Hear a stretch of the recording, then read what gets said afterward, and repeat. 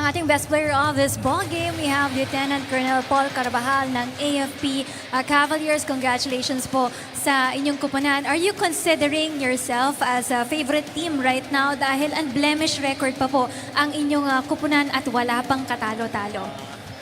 Hindi naman yung favorite, siguro nagkataon lang na maganda yung teamwork namin, praktisado. Tapos yung conditioning kasi very important, which is innate na sa amin kasi required kami for physical routine.